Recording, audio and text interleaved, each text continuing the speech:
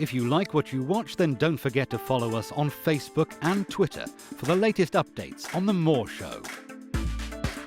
Remember to subscribe to our YouTube channel for new weekly television and radio shows.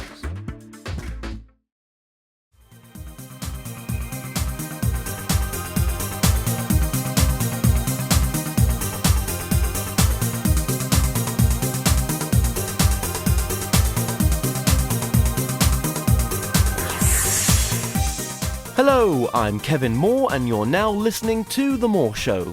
For the next hour, I'll cover subjects of an alternative variety that most shows do not touch.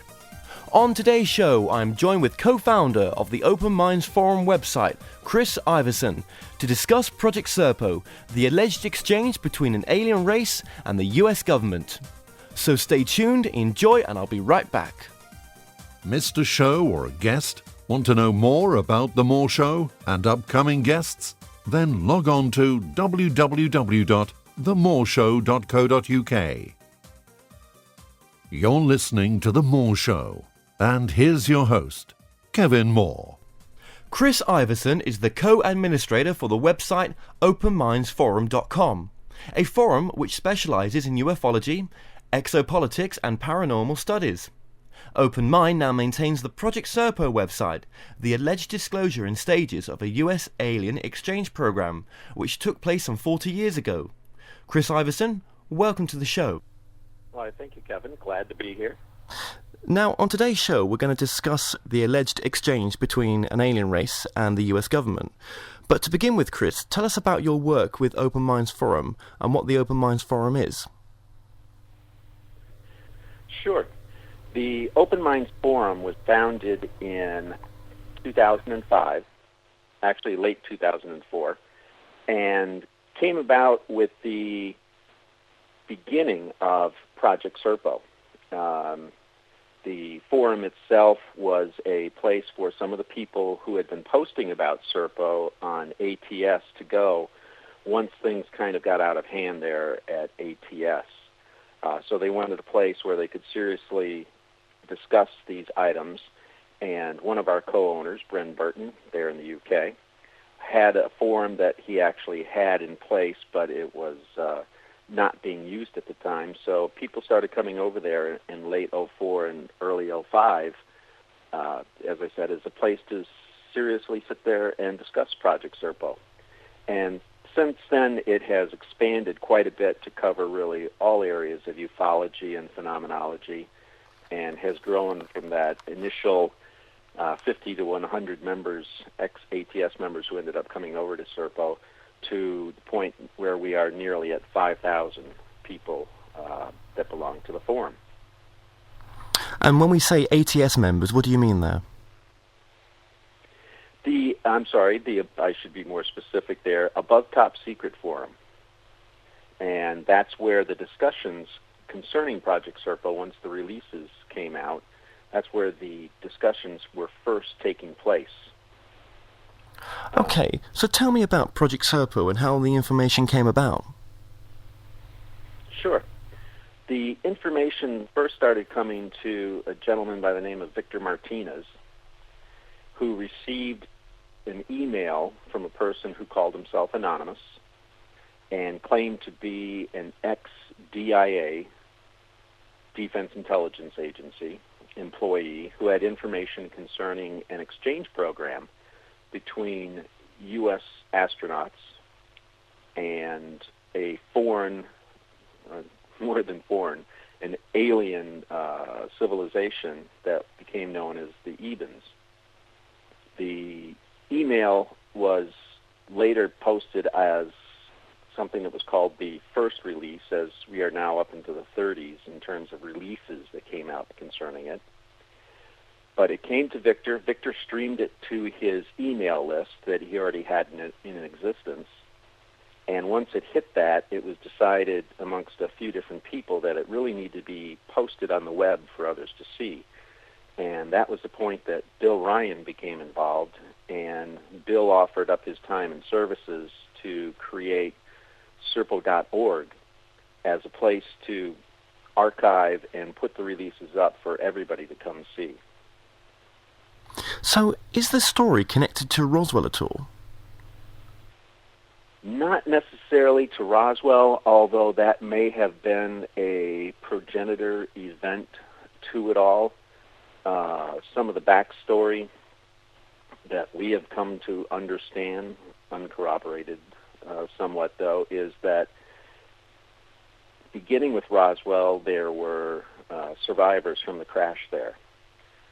There was some communication that took place between the survivors of the crash and their off-world civilization that they came from. They eventually came back. They communicated with members of the U.S. intelligence and military, and this led to a further discussion, apparently, between the human race and the Ebans concerning an exchange program that would take place. And eventually, by the time it got into the early 60s, it was formally put together and decided upon a time to have the exchange take place. So the exchange took place between so many astronauts and the Ebans, is that right? That would be correct. And how many astronauts were involved in this exchange program? How many astronauts went to Serpo? According to the story from Project Serpo itself, is that there were 12 who went. So was that a mixture between men and women? Did they all return back? It was a mix between men and women, and two of the, as they were called, Serponauts, did die. One died in transit to Serpo, and another one died while on the planet. So 12 went out, 10 basically survived it, and 2 apparently stayed. Okay. Although, again, this is something that's somewhat up to debate concerning the information that was provided. Okay, so could Serpo be any planet? Could there have been a number of different exchanges, not just this one?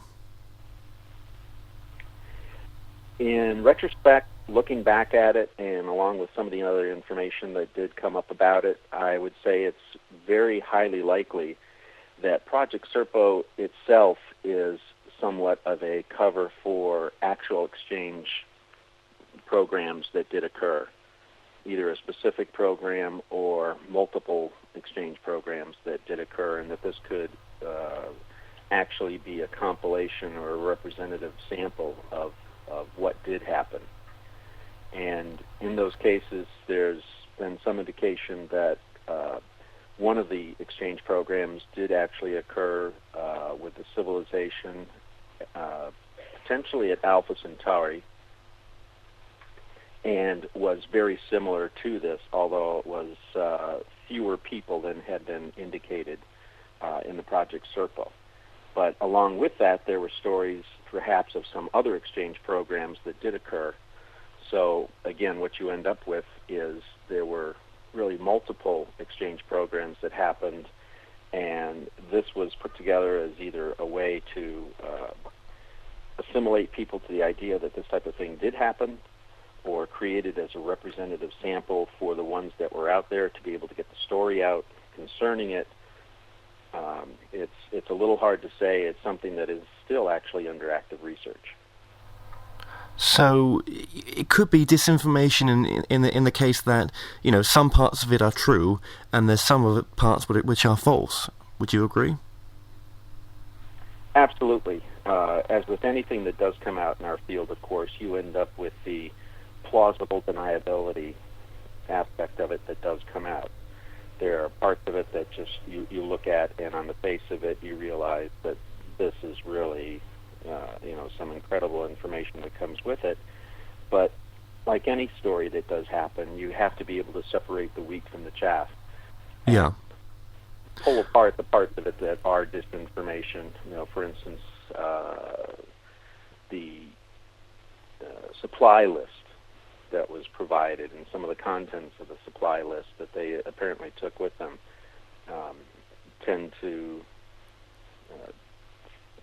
when you look at it, looked almost ridiculous on the face of it as to what was taken along or supposedly taken along. And of course, those are the things that people are going to look at and say, well, that's ridiculous, and therefore throw the whole thing out.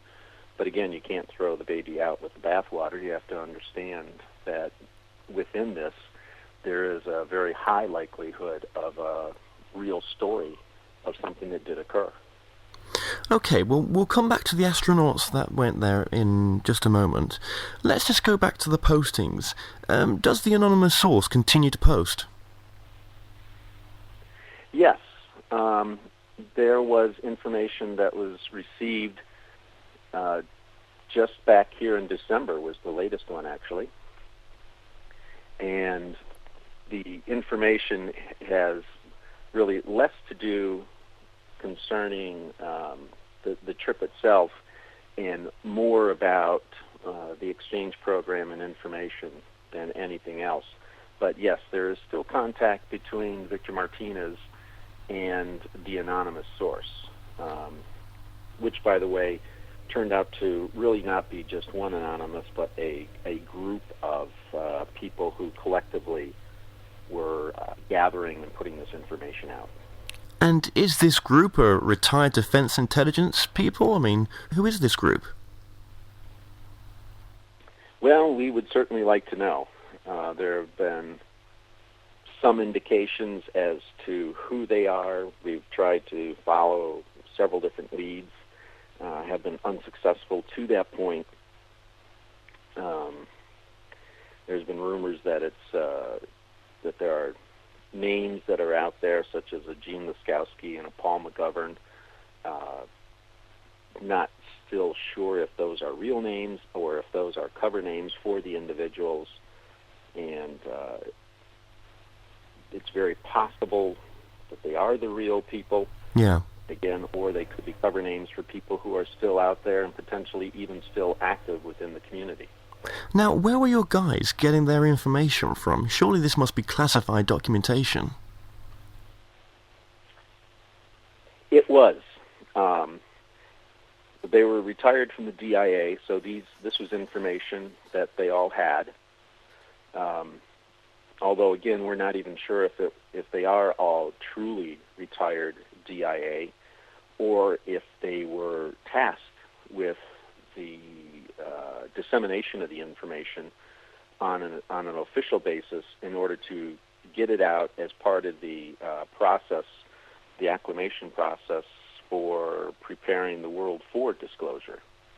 You really don't know the purpose behind it, but on the face of it, it would appear as though this was just information that these individuals had.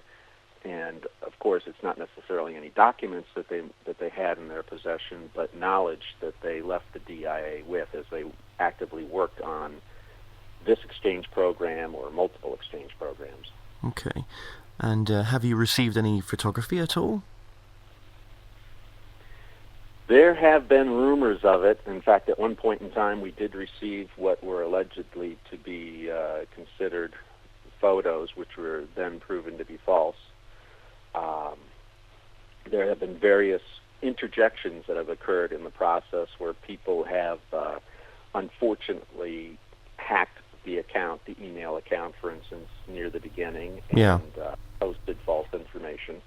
There was, it's still very confusing about the photos that we did receive as to the reliability of those photos and how they came to be what we received, which was obviously not photos from any off-world planet.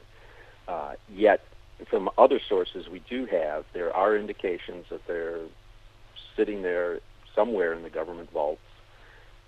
Photos, perhaps even thousands of photos from either this exchange program or from the multiple exchange programs that occurred over the years.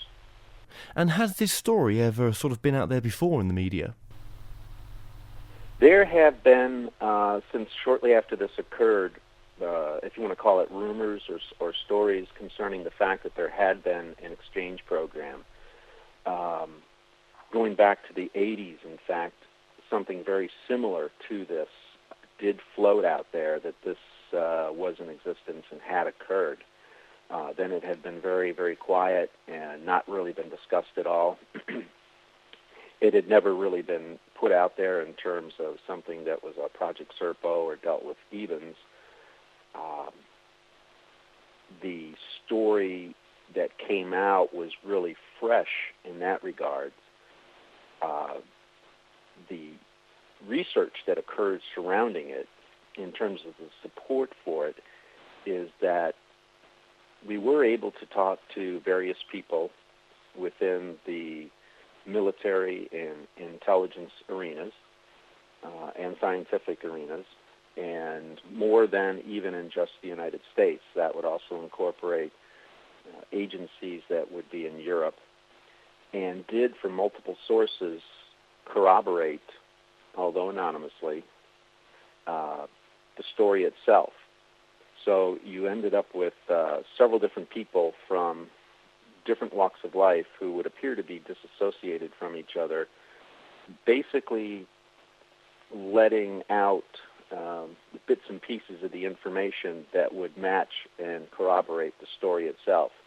So as far as any credence for the story, I'd have to say that there's a very strong possibility, based upon that supporting information that we received, that there is a great deal of truth in the story as presented, not necessarily, again, as Serpo being the planet or Zeta Reticuli being the star system, but, again, some type of an exchange program that did occur. Okay. Now, going back to the Eban, the extraterrestrial biological entity, are they the same physical description as aliens are normally thought of in abductions? Are they the sort of small type figures? Yes, very much so. It was a classic view of the shorter gray type alien, 3.5 to 4 feet tall with a large bulbous head. Although while on planet, there were descriptions of various other races indicated that they did see there, as evidenced by the reports that came back concerning when they came across them in some of the larger community settings there while they were on planet. Okay. But the Eban race itself, yes, very, very classic, the grays that you would imagine that have been involved in abductions and those sorts of reports. Okay. What do we know about any high-level intervention between the government knowing about the transfer at the time? This wasn't just a military project, was it? No, not at all. This was something that you could safely assume would have been known by the President of the United States on down through the appropriate channel to this, where it was a very well organized, although very well secreted program, with the individuals involved being involved on a very compartmentalized basis. So you have different people who know different parts of it, but of course very few people who have the overall picture. But again, the indications that we have received from the research that we have done go all the way back to the very real possibility, and again from multiple sources, that there was some sort of an agreement or treaty or something else that was done and signed by going all the way back to President Truman back in the 50s.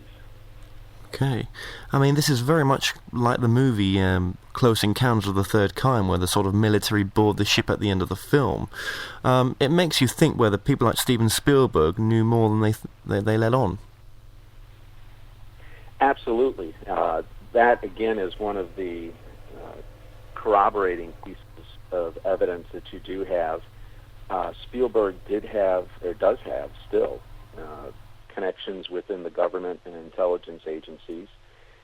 He had people that were working with him on this. The thought is that even the idea for Close Encounters of the Third Kind was presented to him, and he made the film based upon the information that he was given from his contacts there. The information that he used, the scenarios that existed, obviously a story was built around it, but again, if you look at the kernel of the story of the Close Encounters of the Third Kind, is a gathering of individuals who do end up going off-world, and it involves an exchange program. Of course, you've got the Richard Dreyfuss character, who is a last-minute addition to the group that went, but you do notice that the other individuals who went obviously had been picked and trained for this particular event, and it was well coordinated in advance and in preparation for the actual trip itself. But of course, you give it a little dramatic license in the movie to give that sense of connection to the average person who could see that happening to them, and then you get the story itself of close encounters. Now, when these astronauts left on this 13-year trek, surely they must have had some family ties back in America. I mean, is there any proof that they had family back there? The indications that we received is that the people that were picked for the exchange programs were sheep-dipped. So if they did have any, as the term goes, so if they did have any connections, whether they be relatives, spouses, children, whatever, a cover was basically created that they had perished in some sort of a training accident. So basically their identities ceased. We've received some indication, in fact, very recently we received some indication that the astronauts who came back all died within perhaps 5 or 6 years of their return, and during that time were sequestered at some site while they were debriefed, and then as evidenced by the fact that they did start to die off, whether it was from the physical changes that occurred during the travel, during the journey itself, or radiation, or whatever it was that happened while they were at the planet that they were on, is that they started displaying signs of this fairly early on, and then were basically hospitalized in a sequestered state. So if they did have any connections that had been left, they were not allowed to renew those connections when they did come back. And what was going on for the 13-year span that they went away for? What was their tasks when they got there? They were tasked with basically learning as much as they possibly could about the civilization, almost as something that you would see here on Earth when you have anthropologists who plant themselves in the middle of some remote village and remote civilization here on Earth, where you come across some tribal race, and you sit and you live with them from day to day. You record their history, you record their activities, whether it be photography or just in note form, and try to study on a sociological and anthropological basis an understanding of their civilization and the lives that they go through. So that's really what they were tasked to do. They supposedly did take thousands of pictures. Tons of notes were written. They also used, evidently, tape recorders, of course, to verbally record what they saw and experienced, but they were encouraged to interface with and understand both the race, the planet, and everything else that they possibly could about it. Yeah, I mean, what was the population like? Was it a big population? No, and in fact, it was indicated that it was a very small population that was centered around a few different population centers on the planet itself, perhaps something not more than a few million inhabitants on it. There were indications that they were given that the population size itself was controlled, very well controlled, and much of the planet itself, as described from the information that came back and from the logs that were presented to us, is that much of the planet was really uninhabitable. There were variations in climate, as you would have here, of course, with arid regions and cold regions and so forth, and there were just not that many places that would be an ideal place to live. How many suns did they have as well? Because I hear there were maybe 2 suns? The indication, yes, Zeta Reticuli is a binary star system. The description of the two suns, however, does not match what you would expect to see in reality if you were there, because the distance is so great between the suns. It's not like these are two suns that are in very close proximity to each other. They're actually quite far apart, which is one of the thoughts why, okay, it could very well have been another binary star system, such as Alpha Centauri, where actually you have three stars there, Alpha Centauri, A and B, and Proxima Centauri, as a possibility where you would be on a planet where you could literally see a second sun, much smaller than your primary sun, but you would still be able to see the other sun in the sky. If you were standing on Serpo, where it was described to be, the second sun would and should appear to be nothing more than a very, very bright star in the sky. Yet the indications that came back from the log entries are that there were indeed two very similar suns in the sky. So that's something that you have to look at and go, that does not quite match the science or the reality that would exist there. No. And point to a part of the story that is used as the potential plausible deniability, and the chaff that's in it that is deflecting you away from the meat of it, the wheat that happens to be in there in the story itself. Okay, Chris, we're going to take a break there, so stay tuned and we'll be right back. To connect with the show, email kevin@themoreshow.co.uk. You're listening to The Moore Show, and here's your host, Kevin Moore. Okay, welcome back. I'm joined with Chris Iverson, and we've been discussing the Project Serpo story. Now, Chris, just tell me a little bit of history about the Ebans. The Eban race, the indications that came back is that they were indeed an ancient race. This was not their home planet, that they had actually been transported to there at some point in time, that they had gone through some very rough times in terms of wars that had occurred in the past, interplanetary wars, and that this was left, or this is what was left of the civilization, and that either through cloning or through the effects of the war and radiation, poisoning, and so forth that occurred, is that they were running into genetic anomalies that were occurring, that they had undergone chromosomal damage and were having great difficulties in continuing the race. And one of the things that were reported upon is that the cloning facilities that existed there on the planet,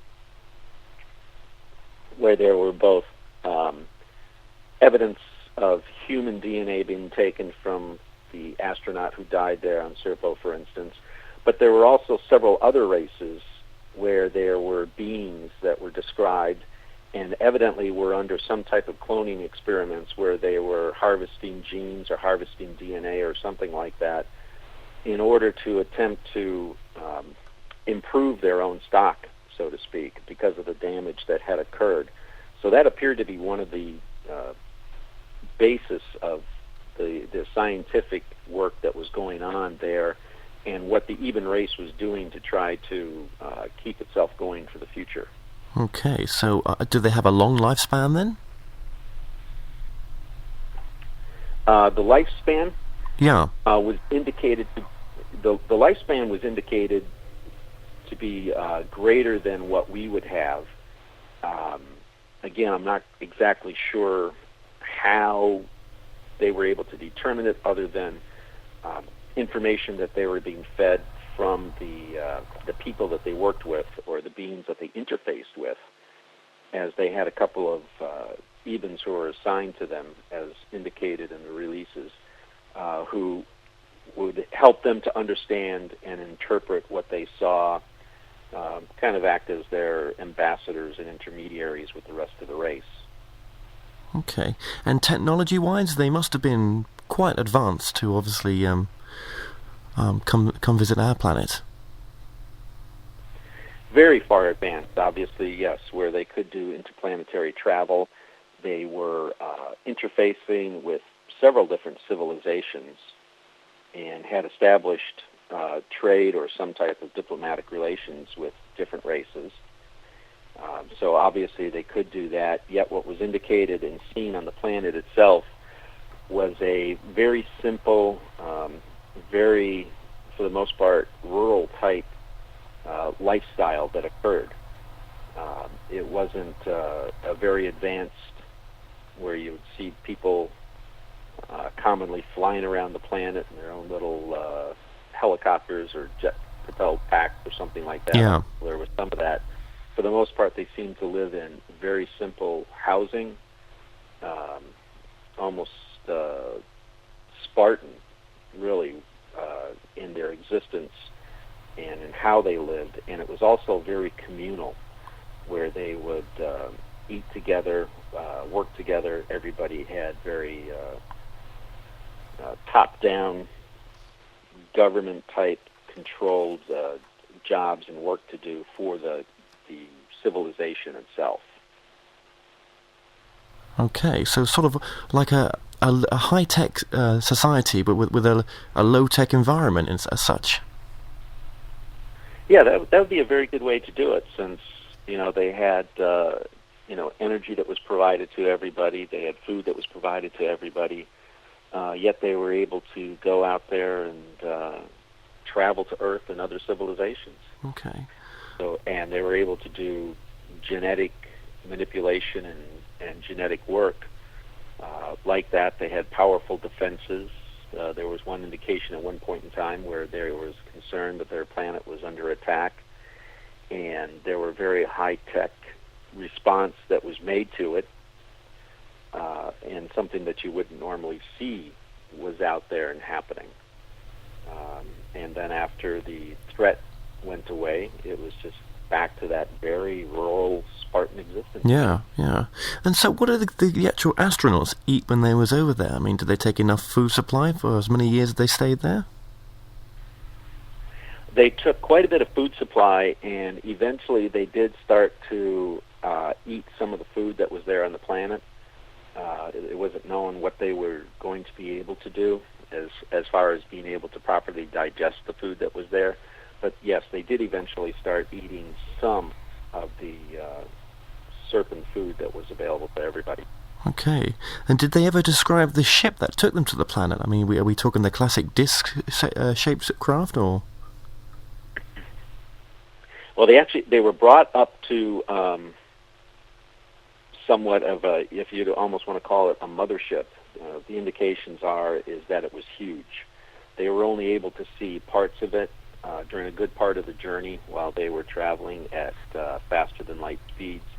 They were actually put into some sort of a hibernation state.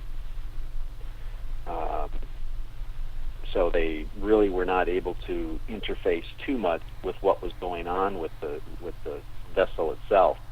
Just the indications are that, again, from their perspective of being able to walk around when they were able to do it, which was really only towards the end of the journey, sure, is that it was an absolutely huge ship. Sure. Now, if we think, we'll try to put ourselves back into the 60s, females weren't predominantly in the army or in the astronaut or in NASA as such. I mean, they mainly did, medical or administrative kind of jobs. So why were two qualified women sent on the trip? I mean, was it like an Adam and Eve kind of situation? No, not at all. It wasn't expected to be that way, or at least the indications are that they were not expected to be that way. It is kind of odd that it would be indicated that at that point in time that there would have been a woman. There were no women astronauts at the time, although the people that were recruited into this program were done so not necessarily for their astronaut upbringing or training. In fact, only a couple would have appeared to have been that, where they would have been pilots or commanders. Most everybody else had some other specific skill that they brought such as being a physician or being a translator, somebody who was a linguist. So it was almost more done from a scientific standpoint as to who was brought along. Okay. And do we know how long it took them to get to Serpo? They didn't really know exactly how long it took. The understanding that came back to them, and off the top of my head here, I'd have to look that up, but I believe that the trip itself was indicated that it took several months in time, as we would have experienced it here, and that when they returned, apparently technology had improved somewhat, and it was shortened to perhaps 2 months or so. Okay. Any idea why they stayed for so long? The thought behind it was that it was going to be a multi-year. I think you would think that for a program like this, there would have been, at least in the original plan, a very specific time to return. They did indicate while they were there that because of the two suns and the length of the days, they apparently had trouble keeping track of time, and that perhaps extended the time while they were there, although you would think you'd still be able to do some sort of relational calculation as to how long you were there versus the amount of time that would have passed on Earth. Sure. So because of it, they did end up supposedly spending a couple of more years there than they were originally going to spend. So, are there any plans to go back, do you know, or? Off this, there is no indication that there were other plans that were developed. But of course, there still are rumors that persist out there that the exchange programs are still active, that there is an interface, a regular interface that does occur between the same military/intelligence community and our off-world, quote-unquote, friends. So it's hard to tell. You have everything from some indications that there is a space fleet that exists out there that is apart and separate from anything that NASA has done, to supposedly bases on the moon, supposedly bases on Mars, where there is a regular interface between them. There's also some indications, of course, that there are the alien beings who are here on Earth and have been working with, again, members of the military, intelligence, and scientific community regarding advancements here on Earth. So if that's the case, then you would have to look at it and make somewhat of an assumption that the exchange programs are still continuing and ongoing. So, was it just the US that had the special relationship with the Ebans, or would you say all countries are in the loop? I would think everybody was brought into the loop. The people who went on the exchange programs were indicated to be all from the United States.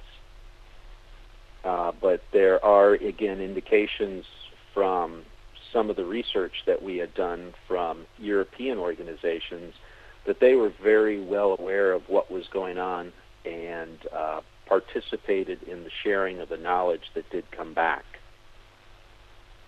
And from that, you could almost also, again, make an assumption that perhaps in later exchange programs that there was a wider net cast in terms of who actually went, and that it might have been more representative of the international community. Okay. And are we saying that the Ebans are just one of many races or species out there? Absolutely. Even in the indications that came back from the Serpo story itself to us, all the way to other indications that have come up throughout the years, is that there are anywhere from 12, which seems to be ridiculously low, to as many as 70 or 80 different races that do exist out there. A couple of final questions. How do we know this story wasn't, invented in a basement by disinformants? Oh, absolutely. It's it definitely contains elements of the incredible, and obvious elements that were planted within it that are without a doubt false. That there's, a ridiculous aspect to it where some of the information just could not have happened. It's very difficult to prove, but there's also been nothing that has come forward that would make you not believe it didn't happen. If it was done purely as a hoax, it does not match information that has been received, again, from other sources that we have from literally around the world in intelligence, military, and science communities. There are those indications that these did happen, and there are elements of the story that do match individually separated stories or information that has been passed on and discussed for quite some time. So there's really nothing at this point in time, such as photos from that period of time that would have been too impossible to change. Documents that, although there are a couple of documents from the 50s that make reference to this, there's been some question as to their authenticity, so it's very, very difficult to do.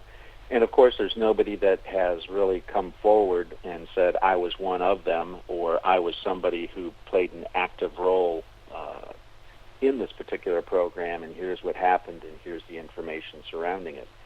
The closest you can come is to these individuals who have chosen to remain anonymous, unfortunately.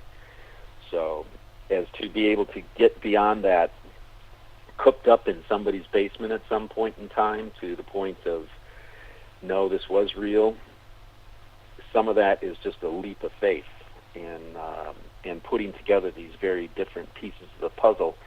And even though you don't have all of the pieces to the puzzle, you do end up with enough pieces of it that you can see the commonality of information, and you can see some of the connecting of the dots that can really occur.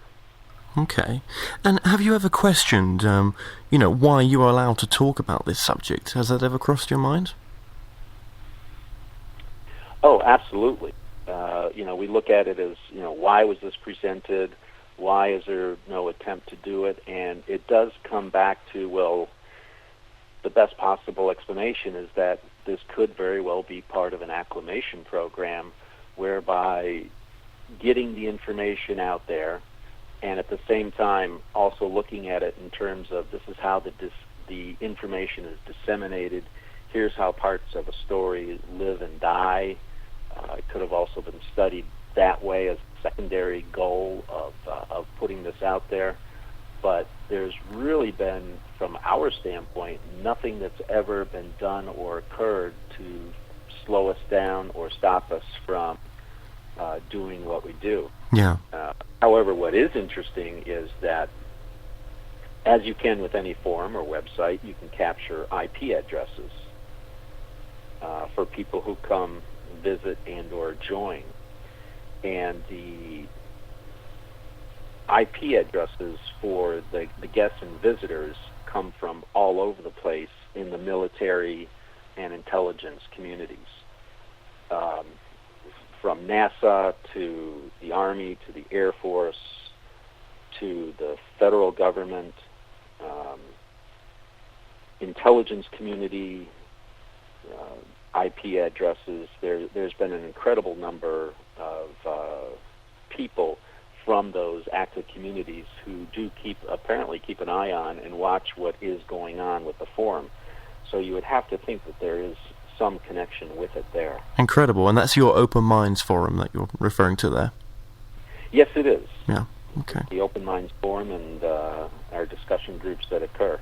And it's continuing to grow. As I said, we're up to almost 5,000 members on a daily basis now. We are having approximately 17 to 1,800 unique hits per day of people who are coming in to view and or post. So there's a considerable degree of interest that is continuing to cook up, and people are still following, still looking at the Serpo threads. It's a small part of what the forum is now, but there are still people who post in it, and as I said, we tell from forum software that people from the previously mentioned communities still go in, still read, and still look at what's going on regarding the Serpo postings. Well, Chris, I hope you can join us again in the future, and thank you so much for coming on today. Well, thank you very much, Kevin. I appreciate you taking the time to reach out to us and include us in your world. And it's really my pleasure to be able to do this. And I wish you all the success that you have in going forwards and the growth that you're going to be experiencing, and I'm sure you will. And we're glad to be a part of it. Thank you very much. Well, if you'd like to find out more on Project Serpo, go to projectserpo.org or go to my site, themoreshow.co.uk, and look up Chris Iverson under the past guest selection. Well, until next time, be safe.